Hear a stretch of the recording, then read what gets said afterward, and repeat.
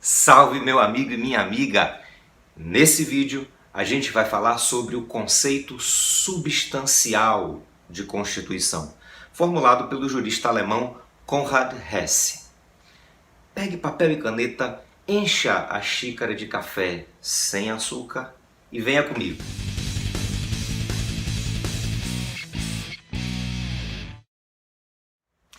Em 1959, o jurista alemão Konrad Hesse publicou um livro intitulado Die Normative Kraft der Verfassung, que no Brasil foi traduzido ainda nos anos 90 por Gilmar Ferreira Mendes, que depois se tornaria ministro do nosso glorioso Supremo Tribunal Federal, como a força normativa da Constituição.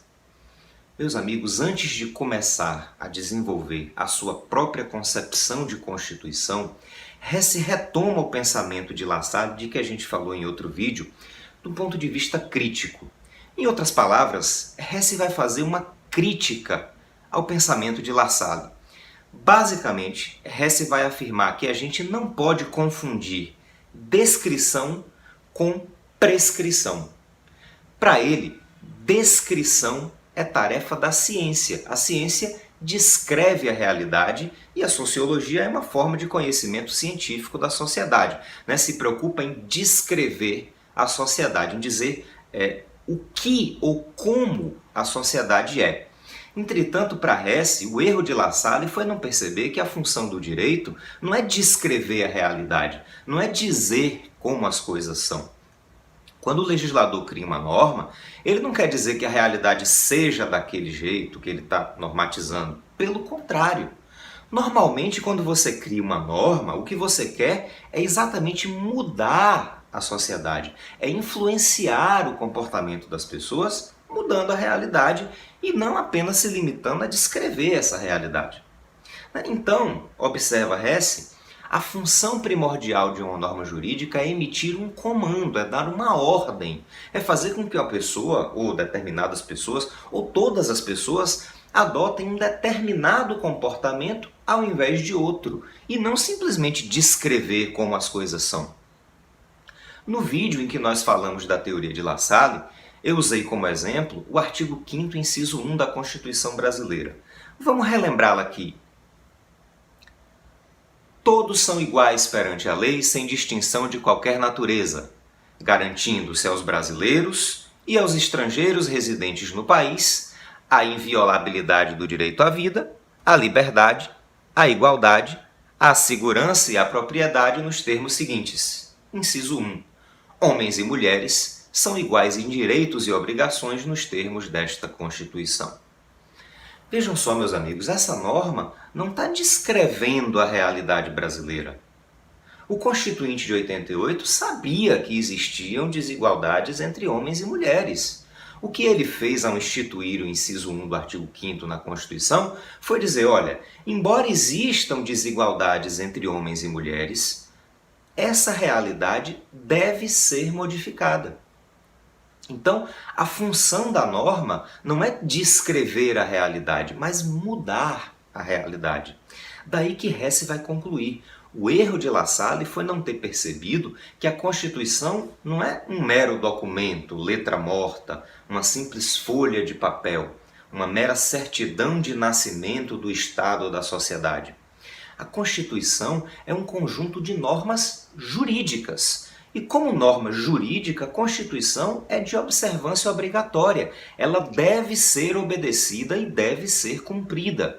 Em outras palavras, meus amigos, a Constituição tem força normativa. Ela tem força normativa obrigatória. As pessoas, os cidadãos e o Estado devem seguir o que determina a Constituição. Ela é norma, ela deve mudar a realidade e não apenas descrever a realidade. Daí, Hesse deixa a perspectiva meramente descritiva de Lassalle para trás, assumindo que a Constituição tem força normativa, tem força obrigatória, passar a discutir o que é uma norma constitucional. Onde eu encontro as normas que fazem parte da Constituição? A proposta de Hesse, meus amigos, é considerar que o que determina se uma norma faz ou não faz parte da Constituição é o conteúdo dessa norma. Ou seja, é o conteúdo da norma que me diz se ela está ou não está inserida na Constituição de um país.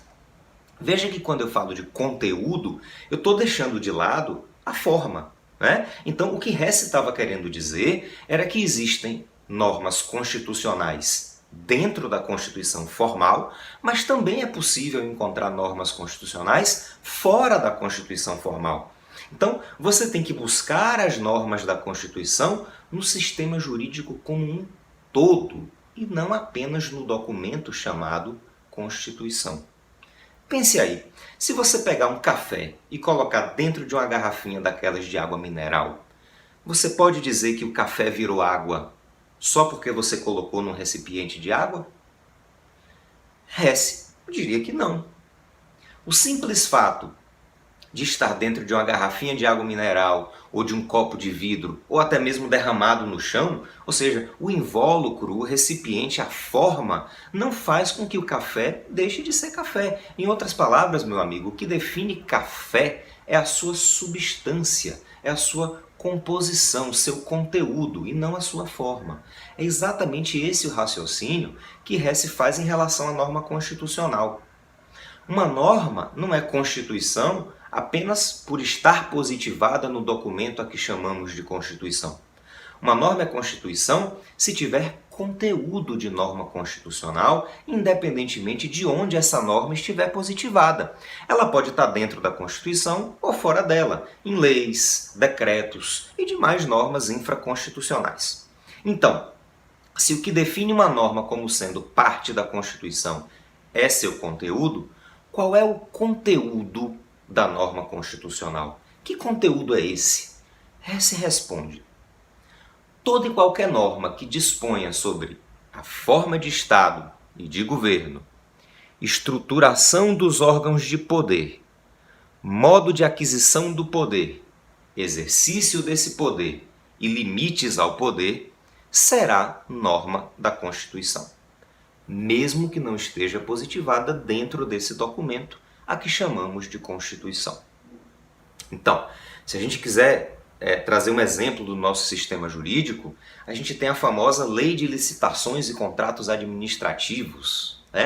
Essa lei determina que qualquer contratação feita pelo poder público deve ser precedida de licitação, ressalvadas algumas exceções previstas nessa mesma lei, de dispensa ou inexigibilidade de licitação. Veja, meus amigos, que o gestor público, o prefeito, o governador, o presidente ou qualquer outro agente público que contrate em nome do poder público não pode simplesmente escolher de forma livre, incondicionada, de quem vai comprar o café servido no gabinete, a empresa de terceirização de trabalhadores que exercem atividade meio, de quem vai comprar a farda usada pelos policiais e agentes de trânsito e assim por diante. Ele não pode escolher a empresa do amigo, do parente, da cunhada, enfim, não há aqui essa liberdade de escolha. O poder público deve adquirir bens e contratar serviços daquele que no curso de um processo licitatório apresentar a proposta mais vantajosa para a administração pública. Pode ser o menor preço, a conjunção da melhor técnica com o menor preço, ou outro critério definido nessa mesma lei. Veja, meu amigo e minha amiga, que a Lei de Licitações e Contratos Administrativos, que tem status de lei ordinária e, portanto, infraconstitucional, estabelece limites à atuação do Estado e ao exercício do poder pelos gestores públicos.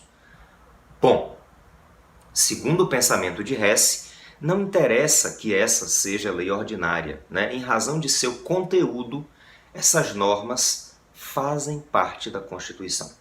Então, perceba que o critério de identificação das normas que fazem parte da Constituição não é formal, mas substancial, pois diz respeito ao conteúdo da norma e não sua forma, ou seja, o lugar onde ela está positivada.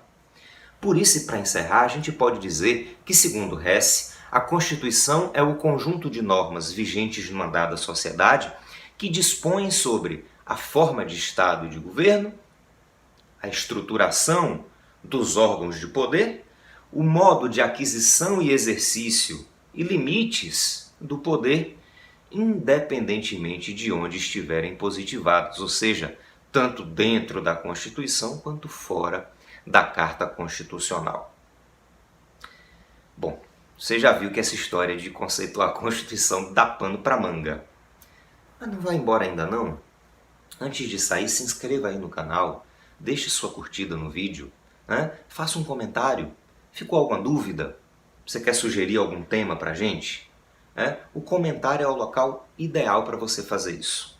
Aproveite também para divulgar esse vídeo, né? E o canal também para os seus conhecidos, lá nos seus grupos de WhatsApp, nos grupos de estudo do Facebook.